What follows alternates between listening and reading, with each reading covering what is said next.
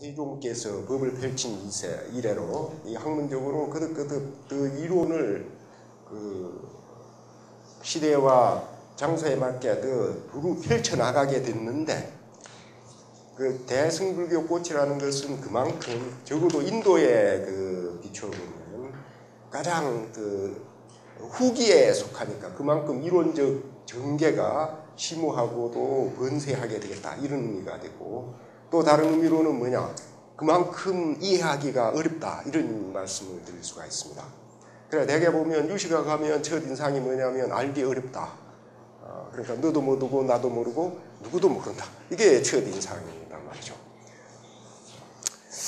그래서 전통적으로 유식학에 대해서는 어떻게 이야기가 나오느냐면요, 대개 한 11년 정도를 공부를 해야 달통하는 게 아니고 유식학에 대한 대의를 어느 정도 짐작할 수 있다, 이런 말이 나와요. 그런데 11년도 아니고 11개월도 아니고 11줄도 아니고 11시간도 아니고 꼴랑 1시간 만에 여러분에게 유식학 어려운 걸 다 정리한다는 것은 대개 이게 목표 자체가 어불성설이다, 이렇게 말씀을 드릴 수가 있어요. 그래서 제가 목표를 정해가지고 왔습니다. 그래서 혹시 여러분 알까 말까라는 말 알아요?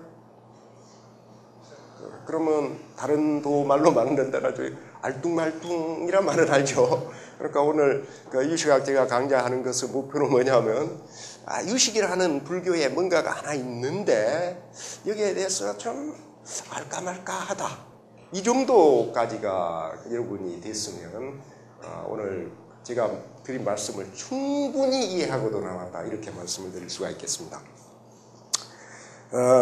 그러면 유식학은 뭐냐? 아까도 이야기한 대로 이거는 불교의 여러 가지 이해 방법 중에 하나예요.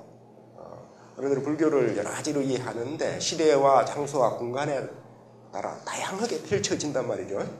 예를 들어 같은 옷감인데 이게 어떤 사람은 조끼가 필요하면 조끼를 짜고 어떤 사람은 바지가 필요하면 바지를 짜고 이러듯이 다양하게 불교의 석가세존의 가르침을 시대와 장소와 사람의 근기에 맞게 다양하게 펼치는데, 그 펼친 게 천태학이기도 하고 중간학이기도 하고 유식학이기도 하고, 또 펼친 사람들 보면 은효 스님이기도 하고 성철 스님이기도 하고 이쪽에 해능 스님이기도 하고 다양하게 펼친단 말이죠. 펼치는데 그러한 한 가지 방법이 뭐냐, 유식학이다, 이렇게 이야기를 할 수가 있어요. 다른 말로 하면 유식학이라는 걸 정확히 알기 위해서는 뭐가 필요하느냐 하면, 유식학이 불교이고 불교가 가지고 있는 그 어떤 설정한 그 목표를 펼치는 한 방법이다, 이걸 전제로 하고 들어가는 게 필요합니다. 그래서 유식학을 정확히 알기 위해서는 뭘 알아야 되느냐 하면 말이죠, 먼저 불교가 뭔가를 알아야 돼요. 불교가 뭔가. 지금 몇 번째 강좌 듣고 계시는 거죠? 오늘 첫 번째 나오신 분들이 아니면, 제가 눈빛을 보니까 첫 번째 나오신 분들은 극히 소수인 것 같는데, 그렇다고 제가 신기가 있는 건 아니고요. 어림잡아서 찍어 말씀드리는 건데, 이런 불교에 대해서는 많이 들어보셨을 거 아니에요, 그죠? 불교에 대해서 많이 들어봤어요. 그렇지만 실상 제가 질문해가지고 지금까지 불교가 뭡니까? 했을 때 불교가 뭐라고 자신있게 대답한 사람은 거의 없었단 말이에요. 그러니까 여러분은 뭐냐, 반풍월이다. 그러니까 서양계의 학동은 아니다, 이런 말씀이 들었는데, 아주 간단히 이야기하면 뭐냐, 우리가 세상살이가 뭐냐, 요즘은 경제가 어렵죠, 그죠? 경제가 어렵단 말이에요. 이 세상살이 누구나 짐이 있어요. 육체적인 짐이 있고 마음의 짐이 있어요. 이 짐을 보고 뭘 하느냐, 불교에서 이걸 호라고 한단 말이에요. 요즘 현대말로 하면은 스트레스라고 해요. 그것도 그의 중요한 부분. 우리가 살아가는데 어느 사람, 부자든 가난하든 건세가 있든 건세가 없든 병이 있든 병이 없든 누구 한 사람도 우리가 가지고 있는 이 마음의 짐으로부터 완전히 벗어난 사람이 이 세상에 아무도 없다. 이게 불교에 가지고 있는 출발점이란 말이죠. 그러면 불교가 제시하고자 하는 게 뭐냐, 종교로서. 그러면 이 마음의 짐을 어떻게 들을 것인가? 여기 젊은 분들 몇 분 계시는데, 그런 분들한테는 우리는 예를 들어 회사에 가면 회사의 상사에 치이고 또 부하에 치이고 동료에 치이고, 집안에 가면 또 그 남자분들은 마누라 잔소리 심하잖아요. 이 세상에 가장 무서운 총이 뭐냐? 남자들한테는 마누라 잔소리라는 거 같잖아요. 총은 한 방인데 이거는 따따블로 들어와요. 그러니까 맞으면 총은 그냥 피가 나지만 이거는 완전 마음이 뭉개져. 이러는데 또 집에 가면 자식 걱정하랴, 부모님 공양할 걱정하랴, 요즘 같으면 또 생계 유지하라. 누구도 이 근심 걱정으로부터 벗어나는 사람이 아무도 없어요. 그러니까 불교가 이 근심 걱정으로부터 어떻게 벗어날 수 있을 건가? 이걸 가르쳐 주는 게 바로 불교란 말이죠. 근데 안전한 방법을 추구한단 말이에요. 제가 가장 고민스러운 부분이 뭐냐? 어떤 사람이 덤벼 저한테. 그런데 가장 번업스러운 게 뭐냐? 저보다 훨씬 연약한 사람이 저한테 덤볐을 때문에 한 줌도 안 되는 사람이 자꾸 저한테 덤빌 때가 곤란해요. 왜냐하면 쌓아서 한 구탱이 취업할 수도 있는데, 그렇잖아요? 그래도 이긴 것 같지가 않아. 어린애하고 싸워갖고 이겼다고 자랑할 수 없잖아요.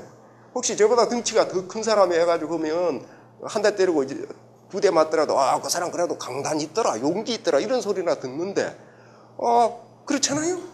이런 곤란한 상황들이 있단 말이에요. 이런 여러 가지 상황들이 있으니까 예를 들어 그런 사람한테라도 예를 들어 때리는 게 이기는 방법이 아니란 말이에요.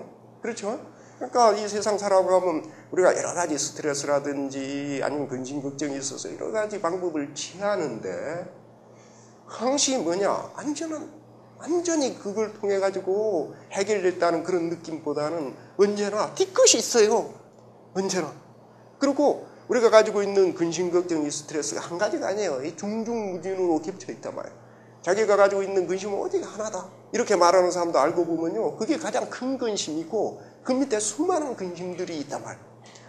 그러다 보니까 안전한 해결책이 없는 거예요. 그러다 보니까 어떻게 되느냐.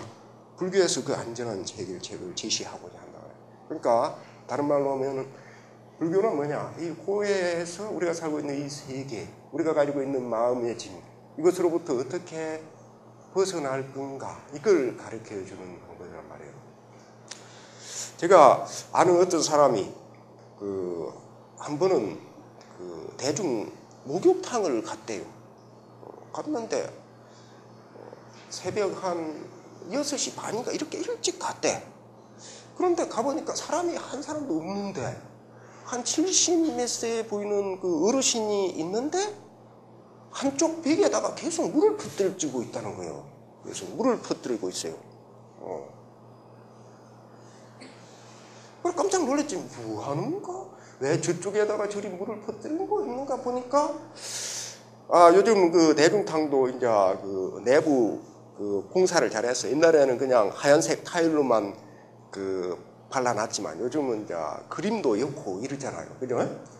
근데 그림이 있는데 그 그림이 어떤 그림이냐 하고 보니까 상당히 아름다운 그 여자를 말이죠. 아가씨를 탁, 머리를 탁, 이제 물을 끼고 딱 하는데 이제 이 어깨 쭉 하지 상반신이 딱 보이더라요. 그리고 이쪽을 보니까 이쪽에 아주 매끈한 종아리가 쫙 있어. 종아리 2다리가 딱 있는데 그림이 매끈해요. 그림이 기가 막히더라. 근데 가운데가 보니까 어땠냐? 아무리 대중탕이지만 전라에 그걸 보여줄 수 없잖아요. 그죠? 그러니까 어떻게 했느냐면 수증기가 올라와서 그 중요한 부분을 싹 가리게 그렇게 그림을 그려놓은 거예요. 그리게 됐다. 그러니까 이 노인이 뭐냐? 물을 찍 들으면 수증기가 가라앉으면 그게 드러날까 싶어서 계속 물을 찍더라고요. 제가 말씀드리고 싶은 건 뭐냐? 그럼 우리가 가지고 있는 소위 말해 근심, 걱정, 고라든지 이런 게 뭐냐? 근본적으로 어떤 것까지를 이야기하느냐? 다른 게 아니고, 저기 보이죠? 이런 거란 말이에요. 그거는 뭐냐? 근본적으로는 8가지를 들 수 있어요. 하나는 뭐냐면 생로병사각오라는 생로병사. 그러니까 우리가 가지고 있는 여러 가지 마음의 짐들이 있는데 궁극적으로 보면 뭐냐? 나고 늙고 병들고 죽는 것, 이 모든 것이 고라는 거예요. 이 모든 것이. 그러니까 태어나서 웃고 태어나는 사람 봤어요? 다 다 울고 태어났단 말이에요. 그리고 왜 종교에 대해서 그렇게 마약에 빠진 것보다 더 깊이 빠지느냐. 나이가 들수록 더 종교에 많이 온단 말이에요. 젊었을 때만. 왜냐? 그 암암리에는 여러 가지 이유가 있을 거예요. 근데 큰 이유 중에 하나가 뭐냐? 아직 가보지 않는 저 세상, 사후 세계에 대한 뭔가 두려움이 있단 말이에요. 뭔가 두려움이 있단 말이에요. 그러니까 거기에 대해서 더 강력하게 이야기하면 강력하게 이야기할수록 그 시키는 대로 더 잘해. 그러니까 불교도 약간 교리가 변해야 된다고 봐요. 그러니까 육도 윤회한다고 그러잖아요. 그렇게 말고 지옥과 천당으로만 좁혀야 돼.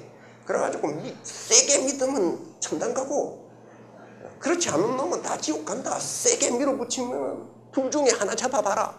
나 따라와봐 하면 다 따라온다. 그런데 뭐 인간으로 도로 태어날 수도 있고 뭐 축생으로도 태어날 수도 있고 저 뭐 극락할 수도 있고 지옥 갈 수도 있다 이러니까 효과가 감소돼.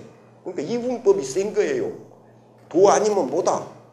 죽을래 살래 이래야 돼. 죽는 방법도 있고 사는 방법도 있고 그저 그런 방법도 있다. 그럼 힘이 쫙 빠진단 말이에요. 이 생각 이러는데 이 생로병사 자체가 우리 마음의 짐이란 말이에요. 근데 저도 이제 나이가 이제 40이 넘어가니까 이래요. 서서히 고질병이 한 가지씩 생기는 거예요. 근데 한 50, 60 되시는 분들 중에 몸 아무 데도 이상이 없다. 이런 분들은 없어요. 실제 그래. 어떤 사람은 눈에 이상이 와요. 자기 그 몸 중에 가장 취약한 부분이 있다. 어떤 사람은 눈에 이상이 와. 어떤 사람의 허리에 이상이 와. 어떤 사람은 뭐 더 안 좋게 심장에 이상 오는 사람들. 어떤 사람은 피에 이상이 와요. 뭐 고혈압이라든지 심근경색이라든지 이런 게 이상이 와요. 아무도 그런 것도부터 자유로운 게 없어요. 뭐냐 이게 바로 뭐냐 우리의 마음의 짐의 근원이 된다 말이에요. 또 하나는 뭐냐면 희노애락이라는 거예요. 아까 전에 노인이 그 물을 뿌렸다 해서 그게 나쁘다는 게 아니에요. 아무리 그 성인군 자라도 3일 아니면 일주일 아니면 보름만 밥을 굶겨보세요. 도둑되지 않는 사람이 아무도 없다는 거예요.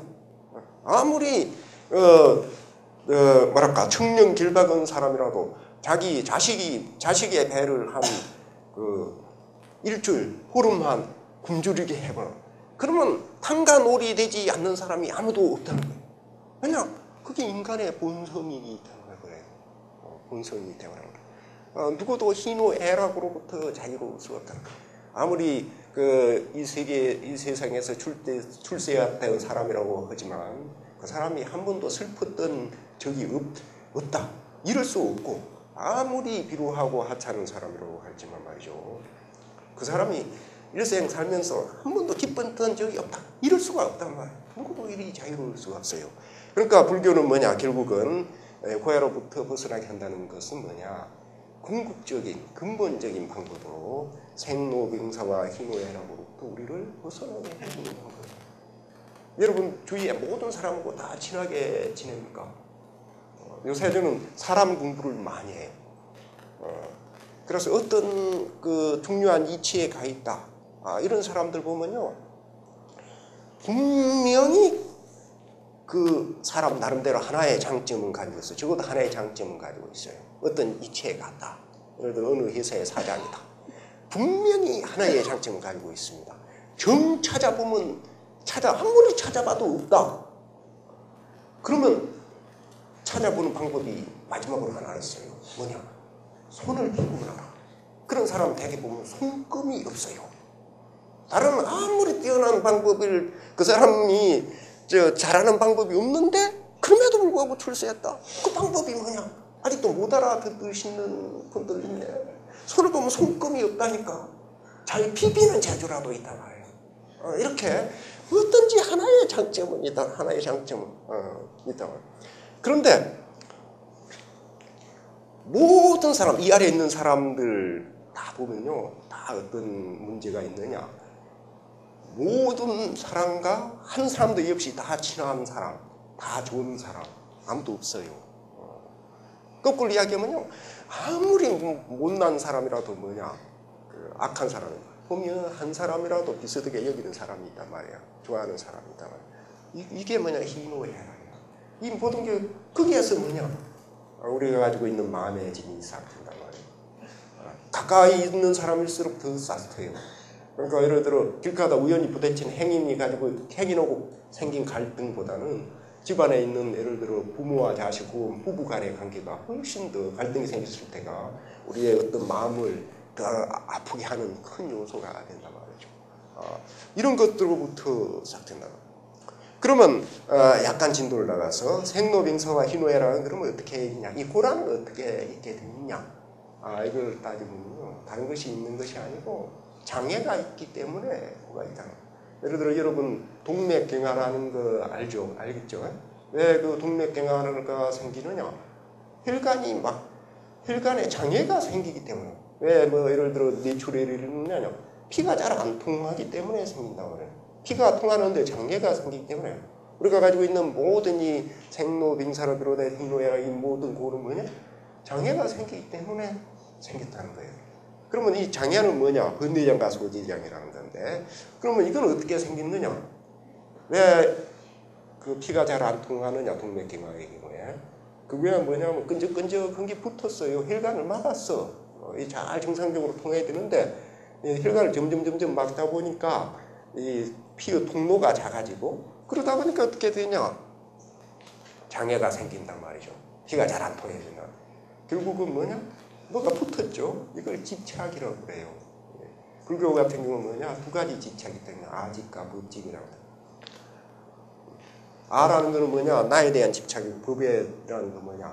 그 보이는 이 세상, 나 이의 것에 대한 집착이란 말이에요. 그럼 이거는, 그럼 아와 집착은 왜 있느냐? 아직과 법집은 뭐 있느냐? 아와 법이라는 게 있게 된단 말이에요. 그러니까 불교 궁극적인 목표는 뭐냐? 결국은 이 고해로부터 어떻게 자유롭게 될 수 있느냐? 이건 궁극적인 목표고, 이거는 불교라는 이름을 다는 모든 관련된 게 다 동일한 목표를 추구해 나가요. 다른 말로 세상 살아가는 우리들에게 어떻게 하면 마음의 짐을 들어줄 것인가?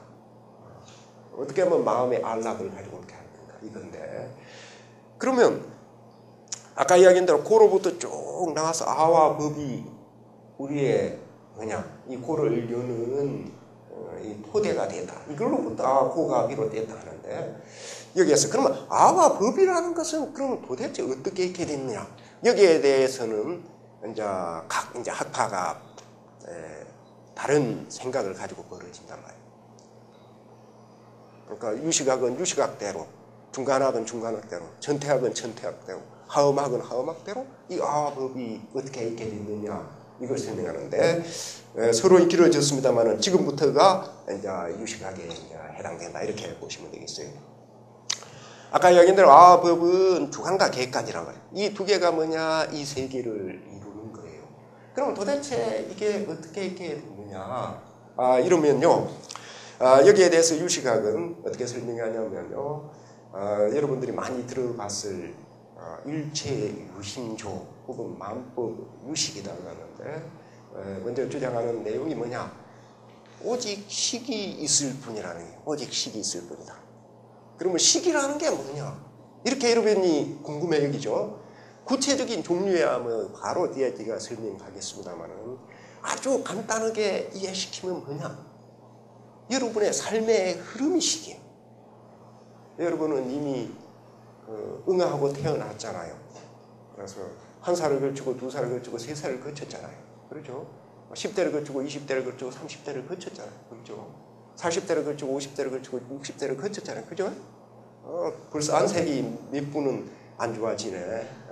내가 언제 60대를 거쳤느냐 이런 소리를 하시는 분들이 있는데 이 양간에 앞으로 거칠 거잖아요. 이제 이러면은 이제 또 이제 그 대꾸가 된다고 하죠. 그러면 이게 여러분의 어떤 삶이 좀 연결돼 살아왔죠? 바로 이게 시기의 흐름이에요. 여러분은 어떻게 살아왔습니까? 보면서 살았죠. 뭔가를 보면서 살아왔죠. 뭔가를 들으면서 살아왔죠. 그죠? 여러 군데 다 다니시면서 살아왔잖아요. 행동하면서 살아왔잖아요. 그죠? 그 다음에 뭘 하면서 살았느냐? 여러 가지를 생각하면서 살아오셨잖아요. 그렇죠? 바로 이게 뭐냐? 이게 바로 시계의 흐름이란 말이에요. 이게 시계의 흐름. 이게 시계의 흐름인데, 이 시계의 흐름은 금생의 시계 흐름이에요. 이걸 더 이제 진도를 쭉 빼면 불교식으로는 태어나기 이전에도 그런 흐름이 있었다는 거예요, 여러분이. 어머니 자궁에서 그 뜨거운 열 속에 여러분이 그 시기 가지고 있던 모든 전생의 기억이 삭제되고 그럼으로써 다시 왔지만 그 전생이 있었다. 그 전생 이후에는 시기 흐름 어떠냐? 그 전전생이 있었단 말이에요. 이거 가지고 강의요 제가 10시간 들 썼어요. 전전전생이 있지 않아요. 가끔 들어가도 전자를 2개 붙이는 방법도 있어요. 전생이 있지 않느냐. 그러니까 무시 이래로 그 시작을 할 수 있는 그 어떤 그때부터 계속 흘러간다. 그럼 앞으로는 어떻게 되느냐? 여러분이 죽으면 그걸로 끝이 아니야. 다시 어떤 흐름을 이어간단 말이죠. 이렇게 쭉 흘러가는 게 이게 시계의 흐름인데 이런 것만이 있다는 거예요. 이런 시계의 흐름만이 있다는 거예요. 그리고 뭐냐? 이 아와법이라는 것은 바로 그러한 시계의 흐름 속에서 분별되었다는 거예요. 어떻게 분별되냐? 여러분이 어떤 행위를 할 때 예를 들어 미운 사람이 있어서 한구탱이 쥐어박을 때 내가 너를 쥐어박는다 이런 생각을 하고 쥐어박는 경우보다는 되게 쥐어박고 보니까 내가 너를 쥐어박았느냐 이게 이제 불교의 핵심이야. 알겠죠? 그래서 재행이라고 그래. 재행. 뭔가 흐름이 있어요. 우리는 어떤 사람이냐 다른 종교와 달리 나라는 뭔가 변하지 않는 근본 그게 있어가지고 내가 보고 듣고 생각하는 것이 아니고 우리 흐름은 뭐냐? 보면서 흘러가, 들으면서 흘러가, 행동하면서 흘러가, 생각하면서 흘러간단 말이에요. 그런데 가만히 들여다보면 볼 때는 어떻게 보냐? 내가 너를 본 거예요. 이렇게 이제 2차적으로는 들을 때는 내가 너를 듣는 거예요. 생각할 때 내가 뭔가를 생각한 거예요. 그렇죠? 이런 게 뭐냐? 이러한 식의 흐름이 있는데 이 흐름이 어떤 흐름이냐? 아와 법으로 분별되는 그런 흐름이고 이게 뭐냐? 이 세계를 이룬다. 이렇게 이야기를 할 수가 있어요. 그러니까 뭐냐? 결국은 이 세계는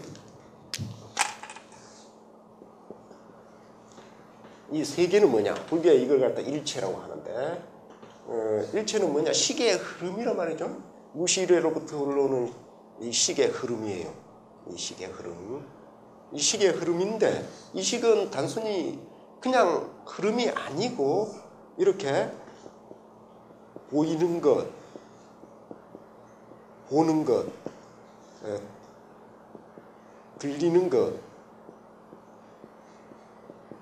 듣는 것, 내지 생각되는 것, 생각하는 것으로 분별되어 가는 이러한 흐름이라고 해요. 이걸 통해서 우리의 경험이 이루어지는 세계란 말이죠. 알겠죠? 이걸 이제 불교식으로 뭐냐, 보이는 걸 갖다가 색경이라고 이야기해. 좀 전문용어로 이야기하면. 이걸 갖다가 뭐라 하느냐? 시비처럼 앙근이라고 이야기한다 그래요. 이걸 갖다가 성경이라고 이야기해요. 들을 성자 써가지고. 이거는 이근이라고 해. 등등으로 이루어진다. 그러니까 세계는 뭐냐? 일체는 뭐냐? 이게 이제 초기 불교식으로 여러분이 공부했을 12처인데 12처로 이루어진 건데 이걸 다른 식으로 이야기하면 유식 누가행파가 다른 인자 불교 다른 종파하고 차이는 뭐냐?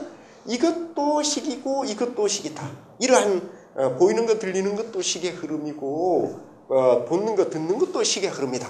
다른 말로 하면 예를 들어 소승 불교에서 보고 듣는 거는 뭐냐? 이 보이는 게 있고 이 보는 게 있는데 이렇게 보는 게 이거와 별도로 있는 보이는 것을 보는 거다. 이런 것을 변화시켜서 보는 것 자체도 이것도 다 같이 식일 뿐이다. 식이다. 이렇게 빚어는 게 유식유행파다. 이렇게 여러분들이 이해를 해 주시면 되겠어요. 그러면 세계 일치라는 건 뭐냐? 이거는 우리는 나와 너가 다르잖아요. 그죠? 그렇죠? 우리와 너희가 다르잖아요. 그렇죠? 그러니까 뭐냐? 세계라는 거는 뭐냐? 이러한 무수한 식의 흐름이 중중무진으로 있는 거. 그러니까 한 단면만 그리면요, 이게 A라는 식의 흐름이에요. 이 A라는 식은 B라는 식의 흐름과 이렇게 상호 겹친다고 해요. 다른 말로 하면 제가 여러분을 보고 있단 말이에요. 그러니까 여러분은 뭐냐? 저에게 여러분은 보이는 대상이야. 그렇죠? 여기 해당된다. 저는 보는 거예요. 그럼 거꾸로 얘기하면 여러분들은 뭐냐? 여러분에게 저는 뭐냐? 제가 여러분에게 보이는 대상이에요. 그렇죠? 이런 식으로 상이 상연하고 중중무진으로 겹쳐 있는데, 이러한 무수한 식의 흐름의 이 총체가 뭐냐? 이게 이 세계다. 이렇게 이야기를 할 수 있고, 이걸 통해서 이 세계에 일어나고 있는 모든 것들이 벌어진다. 이게 유시유가행파의 근본 사상이란 말이죠. 그러니까 많은 사람들이 여러분이 만약 유시유가행파를 처음 들었으면 이런 오해를 할 필요도 없고 하지도 않아요. 그런데 선무당이 사람 잡는다고 말이에요. 그리고 제가 어렸을 때 실제로 선무당이 사람 잡는 거 여러 번 봤습니다. 병원에 가야 되는데 구단다 해가지고 병원 돌지게 하는 것도 많이 봤고, 공부를 잘 못하면서 어떻게 오해를 하냐면, 아니 식인데 이게 어떻게 식이 되느냐는 거예요. 알겠죠? 이게 어떻게 식? 다른 말로 하면 식이라는 건 불교 공부할 때 중요한 게 뭐냐면요, 용어에 헷갈리면 안 돼. 그러니까 여러분 예를 들어 식이다 하면 12처에도 식이 나와요. 그렇죠? 이 18개에도 식이 나와요. 그렇죠? 안식, 이식 할 때 식이 나오죠? 그 다음에 오온이라는 거 할 때도 식이 나와. 그렇죠? 그 색수상행식, 여러분이 반야신경 외웠으면 나올 거 아니에요. 색수상행식. 그렇다고 저한테 외우라고 시키지는 마세요. 요새 제가 너무 연로해서 여러 어르신들 앞에 죄송한 이야기지만, 옛날엔 제가요 한 번 보면 다 외웠어. 믿거나 말거나. 근데 끝까지 듣는 게 좋아요. 한 번 보면 최소한 10개 헤아리는 것까지는 외웠단 말이에요. 요즘도 뒤끝이 나와서 외우는 게 있기는 해요. 이런 한번 외워봐요. 10개? 하나, 둘, 셋, 넷, 다섯, 여섯, 일곱, 여덟, 아홉, 열. 이 정도는 한단 말이에요. 못 믿으시면 하나만 더 증거 드려요. 1, 2, 3, 4, 5, 6, 7, 8, 90까지도 해요. 그런데 나이가 드니까 5개 이상 못 외우겠네. 그래서 요새 예를 들어 8 정도를 외워봐라. 그럼 제가 잘 모릅니다. 근데 5개 하니까 5를 외워봐라. 이건 안단 말이에요. 색수상행식 5개잖아요. 그 다음에 또 12 연기에도 식이 나와요. 무명, 행, 식, 그 다음 나오잖아요. 그 이유로 묻지 마세요. 12개니까 안 된단 말이에요. 이렇게 여러 가지 나오는데, 12연기에서 말하는 식하고, 오온에서 말하는 식하고, 18개에서 말하는 식하고, 유식에서 말하는 식이 의미가 다 달라. 알겠죠? 그러니까 아니면 또 여러분이 불교를 좀 공부했으면 심의식 이야기를 들어봤어요, 많이. 그래가지고 크게 말하면 심의식이 약간의 차이가 있지만 또 늦게 말하면 동일한 의미다. 이럴 때 심의식하고 할 때 식하고도 또 달라. 그러니까 여기에서 말하는, 유식에서 말하는 식은 뭐냐, 우리가 일반적으로 알고 있는 마음이 아니에요. 알겠죠? 그러니까 결국은 뭐냐, 이 모든 거, 보는 거, 보이는 거, 듣는 거, 들리는 거, 이 전체를 모아놓은 이 총체를 유식하기로 할 때 유식에 말하는 식이 된단 말이에요. 그걸 헷갈리시면 안 돼. 그러면 이 보도 이거는 뭐냐? 여러분에게 보이는 거죠. 그죠? 보이죠? 그쪽 분들 잘 안 보이실 건데 고개를 끄덕끄덕 하시네. 모르시면서 무조건 고개를 끄덕끄덕 하시면 안 된단 말이에요. 보이는 것, 그러니까 이것도 식이 된단 말이에요. 유식인데, 이 점을 헷갈리시면 안 된다. 이 경험의 세계, 우리가 살아가는 이 세계의 총체, 우리의 삶의 총체가 뭐냐, 이게 식이고, 그걸 통해서 뭐냐, 아까 이야기한 대로 아와 법이 벌어지고, 아까 아와 법이 벌어지는 방법 했죠? 우리가 살아가는 거는 보고 듣고 생각하고 살아간단 말이에요. 그런데 그 보고 듣는 걸 2차적으로 분석해 보면, 본다는 게 성립의기에서는 내가 본다. 주관과 객관을 세운단 말이에요. 이 주관과 객관이 바로 뭐냐? 이게 아와 법이라고 불교 용어로 표현한다. 그러니까 이쪽 세계를 아라고, 법이라고 하고, 경험의 세계, 이걸 갖다가 아라고 한단 말이에요. 이때 법도 다른 거 알겠죠?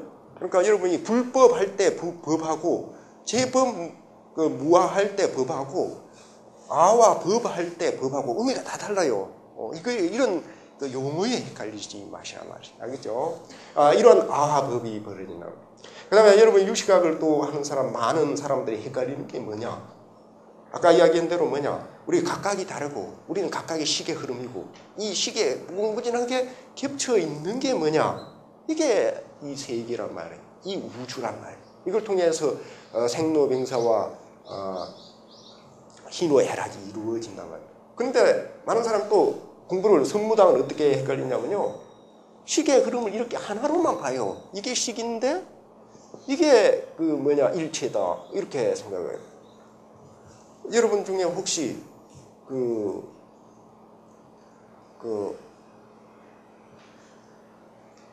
안드로메다 은하 가본 사람 있어요? 아직 그까지는 여행해 보신 분이 없구나. 나는 굉장히 가보신 분들 있는 줄 알고 굉장히 뜨듬거렸어요. 솔직히 긴장해서. 그럼 여러분 중에 혹시 아프리카 가본 사람 있어요? 있겠죠. 그러면 아프리카의 우간다 지역에 어느 촌마을까지 다 가본 사람 있어요? 없죠? 다른 말로 하면 제가 말씀드리고 온 사람은 뭐냐면, 많은 사람이 유식하면 식을 마음으로 알고 식이 일체다, 만법이 유식이다 하면 이 세상 모든 것을 다 알아야 될 텐데, 식이면. 그렇죠? 근데 왜 우리가 모르는 세계가 있느냐, 이렇게 헷갈리는 사람들이 있는데, 이러한 이해 방법이 잘못됐다는 거예요. 왜냐하면 무궁무진으로 이렇게 겹쳐 있단 말이에요. 그러니까 예를 들어 이걸 A라는 사람의 식이라고 한단 말이에요.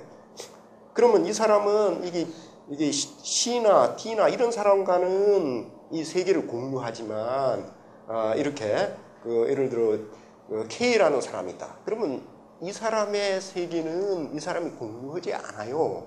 다른 말로 하면 A라는 사람은 그 경험의 세계 바운더리 내에서 식의 흐름이 이루어지고, 그 사람이 모르는 많은 부분도 있을 수 있다는 것. 이걸 또 헷갈리시면 안 된단 말이에요. 양간에 이렇게 아와 법이 식을 통해서, 식의 흐름을 통해서 이루어지고, 아가 있게 되면 어떻게 되냐? 이 대상, 아와 법이라는 이 두 개가 있게 되면 이 끈적끈적한 게 붙어 집착을 한단 말이에요. 이 세상에 자기 사랑하지 않는 사람이 없어요. 사랑하지 않는 사람이 없단 말이에요. 자기를 좋아하지 않는 사람이 없어. 심지어는 자살하는 사람들이 왜 자살하느냐? 자기를 너무 사랑하기 때문에 자살한다. 다른 말로 하면 앞이 탁 막혀있단 말이야. 한 걸음 더 나갈 수도 없는 상황이야.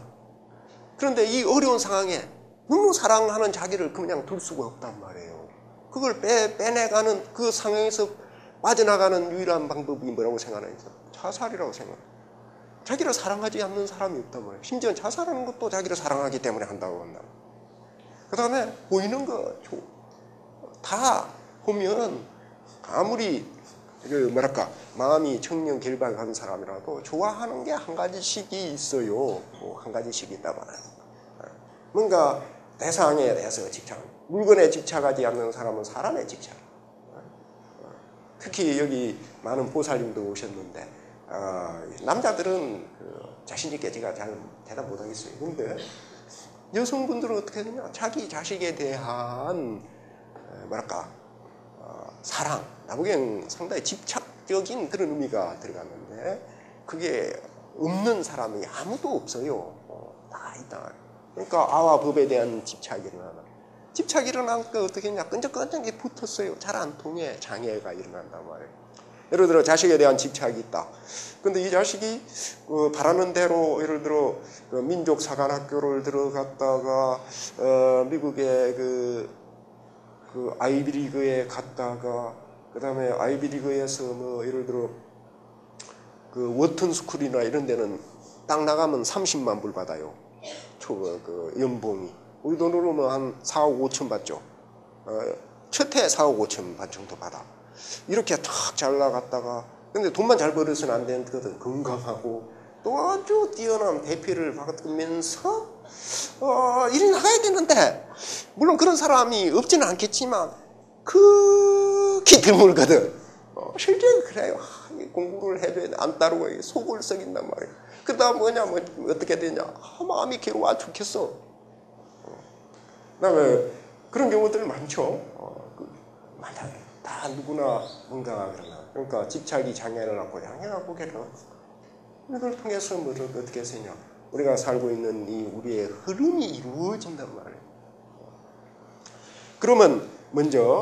그러면 이게 다른 말로 하면 우리가 살고 있는 경험의 세계는 오직 무식인데 그 식의 흐름을 통해 가지고 이루어졌다.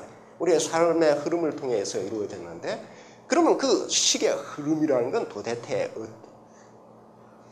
죄송합니다. 발음이 잘 안 되네요. 제가 사실 정교한 표준말을 구사하는 사람인데 요즘 그 허리가 안 좋다고 해서 이 치아를 교정하면 낫는다고 그래요.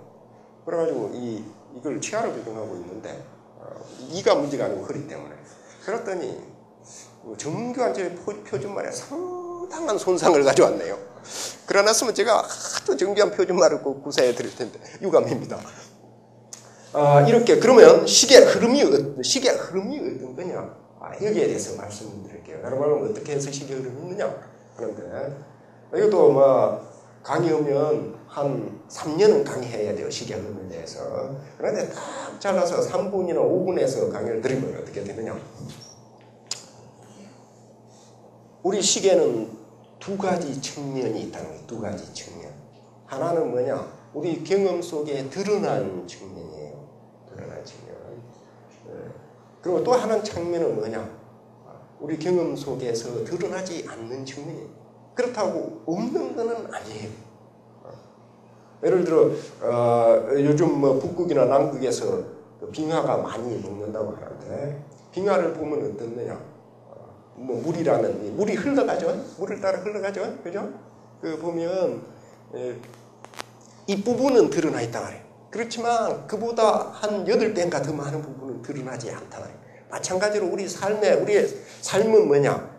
유시강용어로 하면 식의 흐름, 식의 변화인데 이 식의 변화, 흐름 속에는 우리가 일상적으로 보고 듣고 이러면서 드러난 측면이 있고 드러나지 않는 측면이 있는데 이것의 상호 인가의 흐름이 뭐냐? 이게 바로 우리의 삶이다. 이렇게 이야기를 할 수가 있어요. 더 아주 간단한 이야기면 우리가 예를 들어 여러분이 만약 시골이 고향이라면 아니면 여러분들 근처에 한번 도랑에 가보세요. 이리 강물이 흘러간다. 그러면 어떻게 되느냐? 강물이 그냥 흘러가는 게 아니라 이 물결을 치면서 흘러가요. 치는데 또 이 물결도 여러 가지 영향을 받아. 예를 들어 바람이 불면 더 세게 흔들고, 그죠? 영향을 받는데 그러면 물결이 치는 게 어떤 거냐? 가만히 들어보면 이 물결 치는 이 물결, 예를 들어 이게 굽이 쳤으면 이게 하늘에서 뚝 떨어져서 이 굽이 치느냐? 그게 아니고 이 물은 뭐냐? 물이란 말이에요. 속물이 드러나서 파도를 치고 파도가 다시 가라앉아서 속물이 되는 흐름이란 말이에요. 이게 강의 흐름이란 말이에요. 그렇죠? 여러분들 다 서울 출신들이구나. 미안해요. 저같이 저기 지리산 촌 사람이 와가지고 여러분같이 도해지 분들한테 강의를 하려니까 마치 이명박이가 국민들하고 소통이 안 되듯이 이 강의가 소통이 확 안 되네. 이를 어떻게 해야 될지 모르겠네. 그렇죠? 속물이 건물이 되고 건물이 속물이 되는, 그러니까 물이 이로 부딪혀 올랐다가 그 물이 가라앉는 그런 흐름 속에서 강이 흘러간단 말이에요. 마찬가지로 식이라는 것도 뭐냐? 무시래로부터 이렇게 찰나찰나 이렇게 변화해 가는 거예요. 이 속에 뭐냐? 이렇게 대상을 드러내. 그러면 대상을 드러내면 어떤 거냐? 이게 우리가 볼 때는 이게 보이는 것이 되고 이게 보는 쪽이 되나, 보는 것이 되나. 주객이 열리나. 우리가 들을 때는 이게 들리는 대상이 되고 이거 듣는 나야. 우리가 생각할 때 이게 생각되는 대상이 되고 이게 생각되는 거예요. 그런데 이건 드러난 측면이란 말이에요. 이런 식으로 해서 계속 드러내고 왔단 말이에요. 이런 식으로. 이게 우리의 킹덤스이고 이게 우리의 삶이란 말이에요. 그런데 이 시각에서 보면 그러면 이런 것들이 어떻게 왔느냐? 다른 이러한 뭔가가 이런 별도로 있고 이게 이렇게 보는 것이 아니고 가만히 보니까 뭐냐? 우리의 삶의 흐름은 이렇게 보이지 않는 드러나지 않는 이런 뿌리가 들어가는 거예요. 그래서 어떻게 되냐? 이런 뿌리는 어떻게 되냐? 수많은 이 종자를 가지고 있는 뿌리요. 그럼 이 종자는 뭐냐? 다른 것이 아니고 우리가 보면, 우리가 들으면, 우리가 생각하면 어떻게 되냐면 그게 가보를 남기게 가보. 그러니까 우리가 본다, 듣는다 하면요. 세 가지 가보가 있어요. 하나는 뭐냐? 우리가 행위를 할 때 선한 종자를 심어. 하나는 뭐냐? 불선한 종자로 남아요. 또 하나는 뭐냐? 선하지도 불선하지도 않는 종자인데 그런 거는 실질적으로는 플러스 마이너스 0이면 0은 아무리 남겨도 소용이 없죠. 그런 거는 이제 가보라고 하지를 않아요. 그러니까 우리가 모두 하는 행위 모든 거는 선한 종자를 남기든지 불선한 종자를 남기든지 그도저도 아닌 종자를 남기지 않든지 대부분이 그건데 이 세 가지로 이루어진단 말이에요. 그러면 이런 거는 뭐냐? 이러한 무수한 선한 종자를 든 불선한 종자의 이 함장이란 말이죠. 그럼 우리가 보고 듣는 거는 그러면 어떻게 해야 되느냐? 이 종자 중에 어떤 종자가 어떤 계기와 조건을 만나면 어떻게 되냐? 이게 성숙된다. 성숙돼. 점점 싹이 터요. 여러분들 그 아파트 사는 분들은 잘 모르겠지만 그 일반 그 이제 댁에 사시면 가끔 가다가 호박도 심고 이러잖아요. 그러면 보면 호박 심자마자 바로 톡 튀어나와요, 싹이? 아니죠? 이게 이제 심어놓으면 이게 이제 스스이 자라서 나온다고요. 제가 촌 출신인데 그 농사를 지어본 적이 없어요. 그냥 뭐 댁에 가서 이제 농사철에도 너는 가서 그 뭐 예를 들어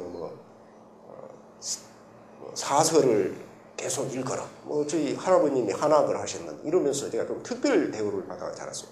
그러다 보니까 뭐냐 제가 상당히 그 좀 구애스럽기는 해요. 그러다 보니까 뭔가 이 농사를 안 짓는데 저희 집에 이제 서울인데 이제 제가 촌사람이 더 이상 아니다고 그 이야기를 분명히 해줘야 돼요. 한 번은 호박을 얻어왔어요. 호박씨를. 그래 심으라는데 내가 처음 심어봤어요. 수년 전 이야기인데. 그래 어떻게 심었느냐? 이 호박을 심으려면 단단히 심어줘야 되겠다. 그래야 이놈이 제대로 나지. 그래가지고 한 이 정도 깊이 팠네. 한참 봤어요. 그래 심기도 한 3월 초에 바로 심었어. 굉장히 깊이 팠어. 일단 심었는데 이놈이 4월이 되도록 싹이 안 나오는 거야. 이놈이. 그래서 준 사람을 타댔네. 그 호박씨 말이야 싹도 안 나는 호박씨를 줘가지고 나 애쓰게 그 구덩이 판이라고 얼마나 힘들었는데 그랬더니 하여튼 잊어버렸어요. 근데 한참 했는데 그 주위에 있는 이제 물 주고 하는데 어느 순간에 보니까 뭔가 하나 나왔어. 이상한 게. 그래 이게 뭘지? 그래가지고 잡초 뿌린 줄 알고 뽑으려고 이리 슬슬슬 하는데 보니까 이게 싹이 보니까 호박 그거예요. 그래서 도대체 왜 나왔는 거하고 좀 깊이 파니까 이놈이 여기서부터 이까지 나오니라고 말이죠. 이 세월을 잊고 나온 거예요. 그래가지고요 대개 한 3월 중순이면 나와야 될 놈이 4월이 훨씬 지나도록 이게 이제 그때서 간신히 싹을 텄고 나타나요. 그러니까 그래 제가 알았지. 씨앗을 심는다고 바로 나오는 것이 아니구나. 이렇단 말이에요. 그런데 이놈이 호박을 많이 열었어요. 13덩이를 땄다니까. 그래가지고 호박죽 끓이니라고 혼이 났네. 그 13덩이. 그래갖고 나중에는 옆집 한 덩이씩 주고요. 심지어는 길거리 가는 사람한테도 파지 줍는 할아버지 있잖아요. 그 한 덩이 드렸다니까. 제발 좀 가져가 잡수시라고. 마찬가지로 이 종자는 뭐냐? 어떤 종자는 그러면 그 바로 그 가보를 받아요. 극선 극악일 경우에는 얼마 가지 않아 바로 받아. 근데 어떤 종자는 우리가 살아있는 이 몸 있을 때 언젠가는 받아요. 어떤 종자는 다음 생에 받아. 어떤 종자는 언제 받을지 몰라. 이런 식으로 종자가 있는데 결국 우리가 살아가면서 어떻게 그러면 주관과 객관의 세계가 열리느냐 하니까 다른 것이 아니고 우리가 행위를 하면 어떤 행위 보고 듣는 생각하는 행위를 하면 단 불교식으로 하면 업을 지으면 행위를 한다. 우리가 보고 듣는다는 게 이게 업이에요. 그걸 지으면 이게 선하든 악하든 어떤 종자를 남기고 이 종자는 다시 어떻게 되느냐? 2년 계기가 되면 이게 다시 점점 성숙하다가 이렇게 쌍이 되는 과정. 즉, 드러난 이 행위가 종자를 남기고 이 종자가 다시 성숙해 가는 이 과정을 통해서 근본적으로 우리를 고해받들이는 그런 아와 법의 분별이 있게 되다. 이렇게 유식한다는 설명을 한단 말이에요. 그래서 좀 될 수 있는 대로 제가 전문 용어를 전혀 사용하지 않으려고 하는데 그래도 가서 뭐 들었느냐 하면요. 그냥 사는 이야기 들었다 그러면 저를 요구할 거 아니에요. 제가 그래도 그 민강의 상을 받은 사람인데 여러분들을 통해서 제가 무능한 교수가 되는 거는 전혀 바람직한 현상이 아니잖아요. 그죠? 그래서 약간 양념을 섞어서 그 어려운 말을 쓰면 이렇게 드러나지 않는 식, 즉 이거 잠재식, 잠재의식 이걸 다 아레야식이라고 그래요. 아레야식. 아레야라는 건 곡간 창고란 말이에요. 종자를 저장하는 식. 아레야식이라고 그러고 이걸 갖다가 이 아레야식은 잠재식이라는 거예요. 잠재, 잠재식 혹은 이걸 장식이라고 하는 저장한다 해가지고 저장 풍구장 아레야식이라고 이 드러나는 식을 말하냐 이걸 현세식인데 드러나는 거는 어떻게 드러나냐에 따라 가지고 7가지로 나눠요. 7가지. 그 대상을 어떤 대상을 드러내느냐. 보는 대상을 드러내는 것을 안식이라고 해요. 듣는 대상을 드러내는 걸 이식이라고 그래요. 생각하는 대상을 드러내는 것을 의식이라고 그래. 여기에 이제 유식 한파는 하나를 더해요. 나라고 하는 것을 대상으로 삼는 게 있다고 그래요. 이걸 말라식이라고 그래요. 그래서 7가지로 드러난다. 이렇게 해서 드러나지 않는 아레야식과 아니비설신의식, 말라식까지 해가지고 8가지 이렇게 8식설이 성립이 됐다. 이 8식설이 상호 미시레로부터 상호 인가를 통해 갖고 뭐냐? 이게 우리의 삶이 이루어진다. 이 우리의 삶이란 뭐냐? 그럼으로써 이걸 갖다가 윤회한다. 그런데 이러한 식의 흐름은 크게 보면 2가지 변화를 갖는단 말이에요. 어떤 변화냐? 하나는 찰나 생멸을 한다고 해요. 찰나찰나가 찰나찰나 변화.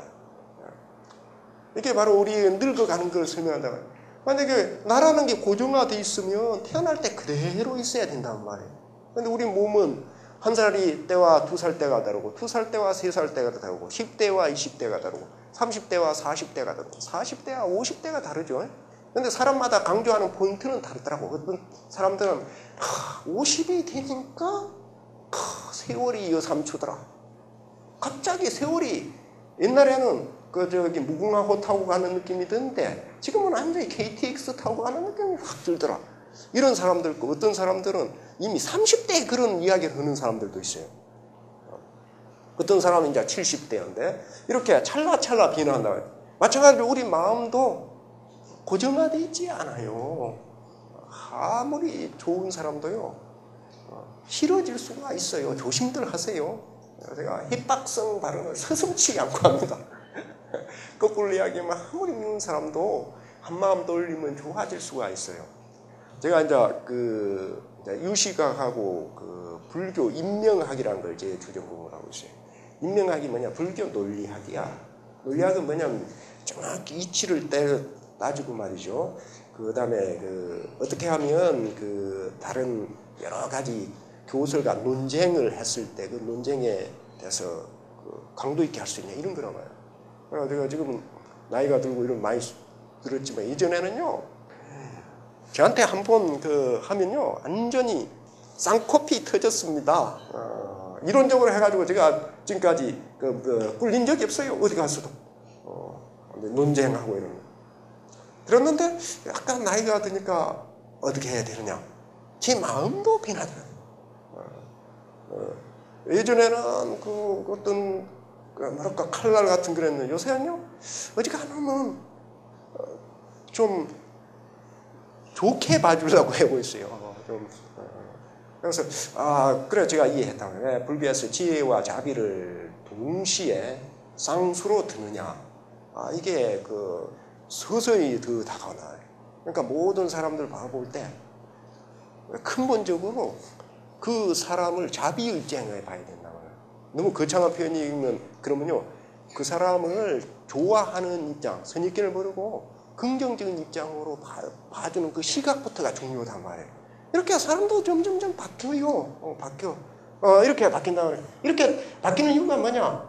시기, 우리의 삶은 유식학 입장에 보면 시계의 흐름인데 그 시계의 흐름은 어떤 흐름이냐? 이렇게 찰나찰나 이렇게 변해가는 흐름이니까 그렇단 말이에요. 그리고 또 하나는 뭐냐? 하나는 이거는 크게 뭉뚱그려서 변해간단 말이에요. 어떤 식으로 뭉뚱그려서 변해가느냐? 달리 뭉뚱그려서 변해가는 것이 아니고 이 전생과 현생과 내생으로 뭉뚱그려서 변해요. 그러니까 하나는 찰나로 변하지만 하나는 이렇게 큰 흐름으로 갈까. 예를 들어 강물이 흘러가는데 각 지점마다 다른 물이 흘러가지만 또 우리가 어떻게 표현하느냐 하면요 상류가 있고 중류가 있고 하류가 있다. 그죠? 이 불교는 어떤 그러다 바다에 흘러가서 다시 비가 돼서 오죠. 불교는 뭐냐면 육도를 윤회한다고 그래요. 이론은 천상, 이건 어느 더 중요하다는 의미가 아니에요. 천상부터 해서 인간, 수라, 아기, 축생, 지옥에 이 육도를 돌고 돌아 흘러가. 우리의 몸이 지금은 어떻게 했냐? 다 같이 인간의 몸으로 있어요. 마음이 인간의 마음으로 있다는 건 아니에요. 인간의 모습 속에 육도가 다 있는 거예요. 여러분이 누군가를 굉장히 미워하고 증오한다. 그럼 뭐냐? 그 사람은요, 수라의 몸은 인간이지만 수라의 세계에 살고 있다고요. 아수라 세계. 만약 여러분 끊임없이 뭔가에 대해 욕심을 부리고 산다. 아니면 여러분이 살아가면서 어느 순간에 끊임없이 욕심을 부릴 때가 있었다. 그 순간이 뭐냐? 그때는 말이죠. 아기의 삶을 산다. 아기의 세계에 있었던 거예요. 그러니까 각 중생마다 또 다르고 각 또 순간마다 또 달라. 이렇게 이제 뭉뚱그려면서 살아간단 말이에요. 이렇게 이런 식으로 두 가지의 흐름을 통해서 우리 이 세계가 벌어진다. 이렇게 이야기를 할 수가 있어요. 그러면 여러분들 그 윤회에 대해서 이야기를 하면요, 몇 가지 또 헷갈리는 것들이 있는데 어떤 식으로 해서 윤회가 이루어진다는 걸 잘 알죠. 제가 질문을 해볼게요. 예를 들어 내 생에 몸을 받을 때 어떤 식으로 합니까? 이 생에 지은 선악과 악업 플러스 마이너스 해서 그 연말 정산하듯이 플러스면 최고로 뭐 예를 들어 80점 이상이면 극락, 70점 이상이면 인간, 뭐 아니면 그 마이너스 50점이면 지옥 이렇게 해서 이 육도 윤회가 이루어지는 거예요? 아니면 또 다른 방법이 있습니까? 혹시 그런 게 생각해 본 적이 없어요? 무조건 불공 그리면은 극락 가는 거예요?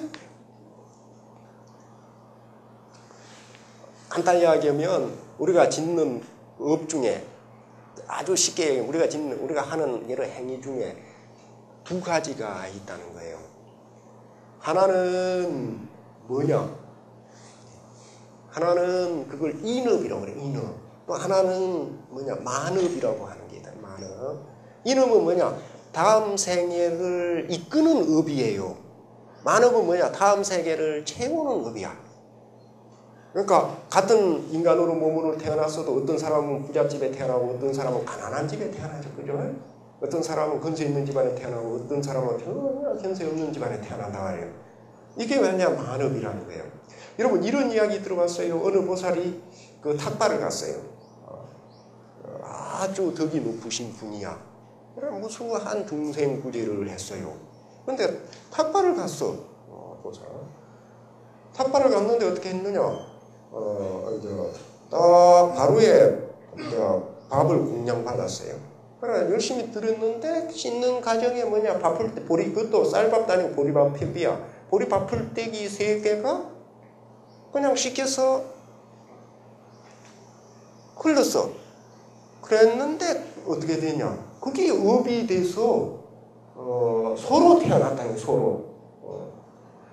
이해가 잘 안 되죠? 왜 그러냐? 우리가 살고 있는 이 생에 살아온 여러 가지 행동 중에 그 중에 하나가 인업이 된단 말이에요. 그 업이 다음 생애를 이끌어요. 나머지는 뭐냐? 다음 생애를 채운단 말이에요. 그러니까 그 보살이 그렇게 그 자비, 희사, 공덕을 많이 했지만 밥풀떼기 3개 떨어뜨린 게 뭐냐? 이게 인업이 됐단 말이에요. 은업이 인업이 된지 몰라요. 그렇지만 잘 살았잖아요. 그러니까 어떻게 됐냐? 소로 태어났지만 일단 털 색깔이 우아했다. 알겠죠? 그 다음에 꼬리도 우렁찼다. 발목도 굵었고 뿔도 잘생겼고 그 다음에 다른 소는 저기 그 마른 여물 힘들게 먹을 때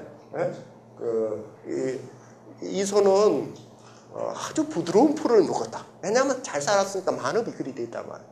그런데 밥풀떼기 3개 떨어뜨린 데에 대해서는 이론이 2가지예요. 하나는 한 생애가 밥풀떼기 하나를 이룬다는 것도 있고 하나는 3년간 소로 있다가 죽고 다른 몸을 받았다 이야기가 있는데 양간의 이런 흐름인데 그런 총체적인 흐름 속에서 뭐냐 이 흐름 속에서 인업이 이끄는 대로 만업이 채우는 대로 찰나찰나 이 아래야식이 이 안식 등으로 변하고 안식 등이 다시 아라야식의 종자를 남기는 그런 흐름 속에서 이 세계가 벌어지게 되단 말이에요. 그리고 그러한 흐름 속에서 우리가 있단 말이에요. 알겠죠? 그러면 시간이 너무 많이 됐는데 아주 간략하면 예를 들어 현상 진단을 했으니까 여러분들한테 묘책을 제시해주고 가야 될 거 아니에요. 그러면 그렇지 않으면 알다가 마니까. 그러면 이런 속에서 이 세계가 벌어진다 그래요. 그러니까 결국은 이 세계란 뭐냐? 우리 중생들의 세계죠. 그러면 이 중생들의 세계를 어떻게 벗어날 수 있느냐? 이게 문제인데 아주 간단히 이야기하면요. 이런 거예요. 이 종자에서 이 세계가 벌어졌잖아요. 그죠? 그 다음에 이 행위를 통해서 이 종자를 남기자는 그러죠. 그러니까 쌍방의 작용이 필요하다고 해요. 하나는 뭐냐? 불선업을 남길 수 있는 종자를 남기지 않도록 하는 거예요. 다른 말로 우리가 늘 아까 이야기했죠. 이 세상 모든 것을 자비스러운 눈으로 보고 늘 올바르고 그 다음에 덕스럽고 그 다음에 다른 사람을 유익하게 하고자 하는 행위를 늘 한단 말이에요.